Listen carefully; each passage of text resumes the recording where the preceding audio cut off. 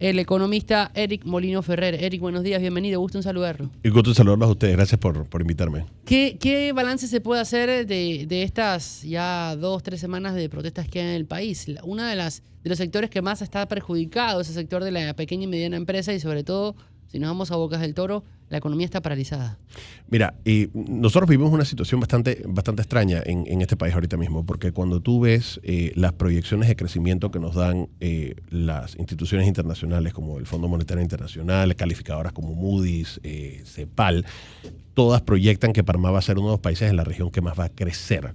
Entonces, visto desde afuera, las personas están optimistas en que Panamá puede crecer porque realmente nosotros tenemos a la mano ese potencial de poder hacerlo. Claro, eso va a depender de ciertas premisas, entre ellas cómo podemos resolver los desafíos domésticos que tenemos a nivel local. Nosotros necesitamos que para que el país crezca y se cumpla con esas expectativas que nos están viendo, digamos, a nivel internacional, que sectores como, por ejemplo, construcción, transporte y comercio sigan creciendo. Ahí esos tres sectores estamos hablando del 50% ya de la actividad económica. Obviamente necesitamos tener visibilidad de cómo podemos renegociar términos y condiciones más favorables para la República en el tema de la mina. Todas esas son cosas que al final van a ayudar a que el país crezca y se cumplan, digamos, con los pronósticos. Lo que pasa, lamentablemente, a nivel interno es que hoy en día nosotros tenemos a un grupo de personas que se están manifestando con cierres de calle, en donde al final lo que nosotros tenemos es que ellos tienen más consignas que argumentos. Al final nosotros tenemos hoy en día que están diciendo con una, digamos, meta móvil de por qué están protestando. Primero decían que era porque la Caja del Seguro Social había subido la edad de jubilación. No se subió la edad de jubilación. Después habían dicho que la habían privatizado. No se había privatizado. Después habían dicho que era por el tema de las bases militares. Después salió inclusive el embajador de los Estados Unidos diciendo que no habían bases militares en el memorándum de entendimiento. Entonces, hoy en día no tenemos personas que quieren debatir, sino personas que están repitiendo consignas. Y lamentablemente esos son los desafíos que tiene paralizado no a las grandes empresas, sino específicamente al micro y medio empresario, que son más del 90% de, digamos, el inventario empresarial de este país. Si nosotros realmente queremos que este país progrese y que nosotros tengamos un país en donde podamos cumplir con los objetivos sociales, lo que precisamente necesitamos es, por un lado, instituciones robustas que ejerzan el Estado de Derecho, que exijan transparencia, que cuando las personas hacen algo que está mal, se les pueda multar, y cuando las personas hagan algo bien, se les pueda incentivar, y por el otro lado, que se fomente el libre mercado, porque a través del libre mercado tú puedes tener emprendimiento, puedes tener generación de empleo, puedes traer inversión y puedes traer recaudación tributaria para poder entonces llegar a esos objetivos. Ahora, desde afuera se ve positivamente, pero desde afuera también hay muchos elementos que no se llegan a ver. Quizás desde adentro, ¿cómo se ve? Para los expertos locales, ¿cuál serían cifras más reales? Mira, el informe de estabilidad financiera, que es un reporte que sale 2 veces al año, lo reporta la Superintendencia de Bancos. Si tú te vas, por ejemplo, y ves el macro, te salen números que históricamente Panamá ha hecho muy bien. Tenemos un sistema financiero extremadamente robusto, con mucha liquidez, envidiable a nivel internacional.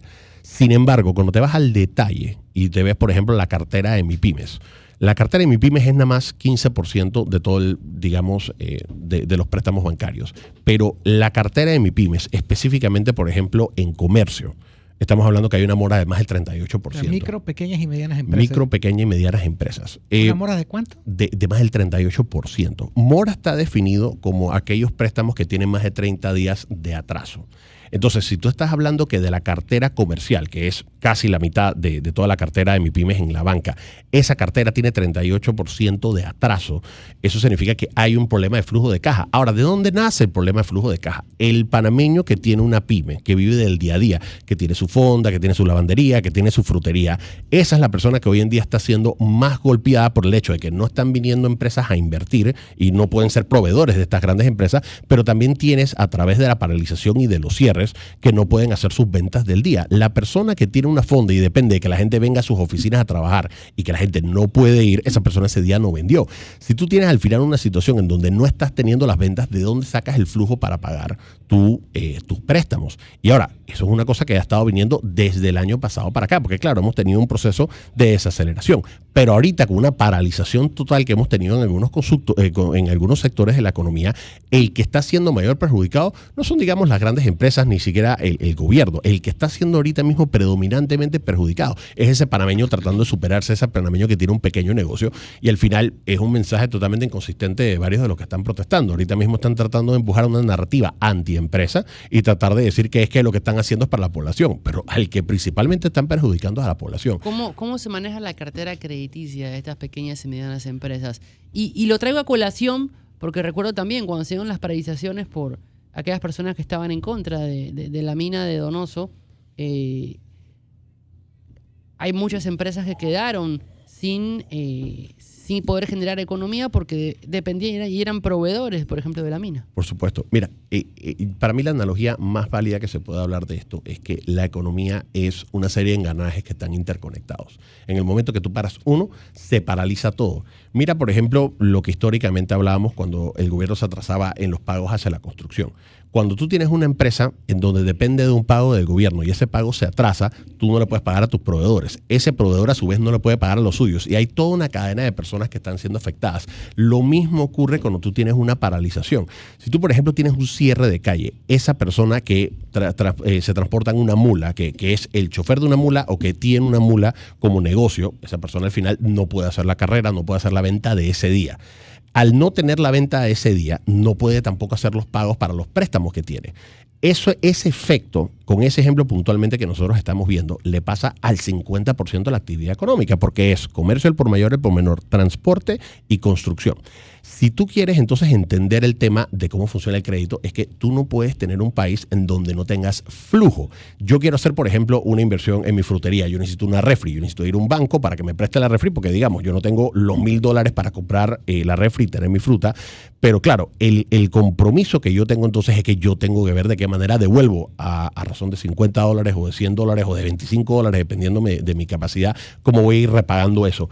Pero las ventas de un día me van a golpear mi capacidad de poder, uno, tener ganancia, porque al final uno está haciendo un negocio para poder llevar adelante a su familia, pero dos, va a estar afectando mi capacidad de poder estar entonces repagando esa deuda. Según este informe que habla de este flujo, de este atraso del 38%, eso significa que este atraso ya venía de antes, ¿no? Correcto. Es que lo que pasa es que al final, volvamos a ver, la economía al final ha estado en un proceso en donde Panamá ha crecido, pero ha crecido a un paso desacelerado. En pandemia tuvimos una contracción del 18%, una de las más grandes del mundo. Después de eso tuvimos un efecto rebote en donde crecimos, a punta de deuda, pero crecimos 16%, después 10%, después 7%. El año pasado cerramos en 2.9% de crecimiento. ¿Por qué cerramos en 2.9%? Tú ves que esos sectores que ya he mencionado, por ejemplo, construcción y comercio, crecieron mucho más del 3%, pero al tú tener la contracción por el cierre del proyecto minero, tú perdiste $1,400 millones en términos reales. Entonces, lo que creció el país en construcción y en comercio se vio neteado, o es decir, lo que crecimos en esos dos sectores se pierde porque nos contrajimos en $1.4 mil millones en la mina. Entonces, al final nosotros estamos hablando de que, bueno, es que lo que pasa es que podríamos reemplazar un sector con otro como turismo y al final los números no dan. Lo que nosotros crecimos en turismo el año pasado, que fue 9%, que fue muy bueno, ese crecimiento cuando lo conviertes en dólares, estamos hablando como de $115 millones en términos reales. Entonces, tuvimos que haber crecido 12 veces lo que crecimos en turismo para poder básicamente suplantar el hueco que nos dejó la mina en cuanto a contracción por actividad. Entonces, aquí lo que nosotros tenemos que entender es que cuando tenemos una democracia se puede protestar. Lo que no es democrático es cerrar calles. Eso es violento, eso atenta no solamente contra la capacidad que tiene el país de atraer inversión, sino precisamente a todas esas pequeñas empresas que dependen del día a día y que dependen de esa actividad de ser, por ejemplo, proveedores de una gran empresa. Ellos son los que se están hoy en día afectando por eso. ¿Están en riesgo las previsiones de crecimiento económico y de desarrollo del país en este momento en medio de esta crisis? Por supuesto, porque es que lo que pasa es que, mira, hacia afuera obviamente hay que seguir enviando un mensaje de optimismo. Yo pienso que, nuevamente quiero reiterar que yo siento que tenemos de nuestro lado todas las cosas para poder ser uno de los países que más vaya a crecer en la región. Pero eso no puede estar, digamos, desconociendo la realidad actual, que estamos perdiendo más de 100 millones al día en diferentes actividades. Por ejemplo, construcción, si tú tomas la actividad de construcción y la divides entre 365 días, estamos hablando casi como $40 millones al día. Pero el efecto multiplicador que hace la construcción, es decir, yo contraté a una persona, esa persona tiene un salario y consume, yo contraté a un proveedor, ese proveedor contrata personas, estamos hablando que el efecto multiplicador es como 2.5 veces. De ahí sale ese número entre 90 y 100 millones de dólares al día que se están perdiendo. Y eso solamente es el efecto de construcción. Cuando tú le sumas esas otras variables, los transportistas que no pueden pasar, los comercios que no pueden abrir o que no pueden vender, ahí estamos hablando de que el efecto total, sumado a la caída en la productividad, estamos perdiendo millones de dólares al día. Entonces, en la medida de que continúen de manera violenta cerrando las calles, al final lo que estamos haciendo es atentando contra la generación de empleo y atentando contra el progreso del país. Ahí hay un punto. Digamos que el día de mañana se abren las calles, Sí. pero siguen existiendo sectores que están en paro. Claro. Porque son dos cosas distintas. Igual, si no trabajan, tampoco se produce. Sí, y al final esto no es prender un switch. Esto no es un tema, Chema, de que, por ejemplo, se paralizó, pero al día siguiente continuamos. O sea, ha habido una pérdida en la productividad. Cuando tú tienes, por ejemplo, el sector de educación que se paraliza, ese estudiante cuando regresa a clase tiene que volver a repasar todas las cosas que se perdió durante ese tiempo. Entonces, no solamente tienes el atraso de la paralización, sino que también tienes el atraso de volver a catch up con lo que estabas. Y eso se lo puedes extrapolar a la construcción, se lo puedes extrapolar al transporte y a muchas otras actividades.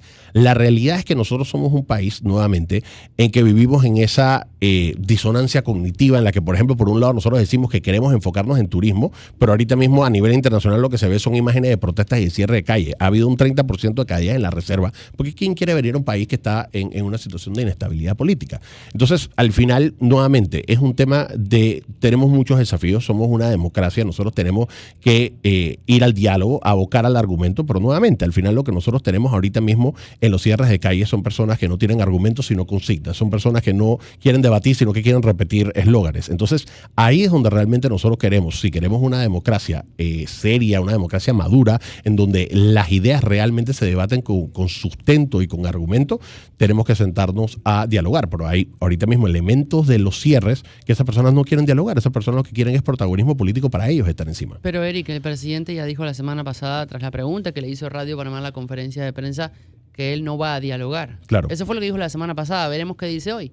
Digo, ¿Cómo acercamos los puntos si el Ejecutivo dice que no va a dialogar y los manifestantes están con posiciones extremistas también? Lo que pasa es que el presidente hace un par de semanas dijo, invitó a algunas personas al diálogo. Por ejemplo, pasó con el tema de los muchachos de Sal de las Redes. Se les abrió, digamos, el espacio para que fueran a hablar con ellos y dijeron que no estaban interesados en hablar con el presidente. Entonces, al final tú tienes una situación en la que, al final siempre tiene que estar la mesa abierta al diálogo, pero la realidad, y ahí yo sí apoyo al presidente de la República, es que tú no puedes ser tolerante con los intolerantes. O sea, hay personas que abiertamente no están interesados en cambiar el país para mejor. Lo que quieren es ellos ser los que están mandando. Y eso es una cosa que no se puede desconocer. Ahorita mismo hay un argumento que es político e ideológico y no tiene nada que ver con resolver los problemas reales que tiene el panameño, como la falta de empleo y el alto costo de la vida. Si nosotros realmente quisiéramos que el país progrese, nosotros viniéramos con propuestas. Pero ahorita mismo las personas que están cerrando las calles, primero se están quejando sin razón porque los argumentos carecen de fundamento total y no están trayendo nada a la mesa para decir, es que lo que pasa es que mi visión de cómo debería ser el país es esta, estos son mis argumentos, estos son mis sustentos. Eso es ahorita mismo lo que hace falta del otro lado. Y de esa manera no se puede dialogar tampoco. Con el panorama actual, yo sé que es, pero con el panorama actual, ¿con qué cifras podría cerrar el país? Mira, lo que pasa es que tú tienes previsiones conservadoras como la CEPAL de 3% de crecimiento, que es apenas un poquito por encima de lo que cerramos el año pasado. Hay personas más optimistas, como por ejemplo el Fondo Monetario Internacional, que cierran 5%. Ahora, recordemos que esas cifras no son suficientes para poder generar los empleos y bajar el desempleo que tanto necesitamos cumplir como objetivo. El año pasado cerramos en 3%, pero el desempleo subió de 7.5 a 9.5. Entonces, ¿cómo vamos a cerrar el año? Va mucho más allá de cuánto es el global. Nosotros tenemos que, por sector, ver cuál es la capacidad que tiene cada, segmento de la economía de generar empleos, que esos empleos ayuden a que en términos reales suban los salarios, y eso es lo que entonces vamos a tener como resultado de una actividad económica mejorada. Pero aquí hay, un argumento de que por un lado se quejan de los salarios y por el otro argumento, atento contra todas las empresas que quieren venir al país a invertir, porque ahí es donde realmente estaría el crecimiento real en salarios. Los sucesos actuales, lo que está ocurriendo en estos momentos, ¿podría ser un freno para que el gobierno aborde otros temas de prioridad en su agenda? Que diga, vamos a replanteárnoslo o vamos a esperar un rato más. Mira, obviamente cuando uno hace este tipo de análisis, hay un componente técnico y un componente político. El componente técnico es, las cosas no se pueden seguir dilatando. Nosotros tenemos, por ejemplo, en el caso de la renegociación de nuevos términos y condiciones para favorecer más a la República en el tema de la mina, yo pienso que no se puede posponer.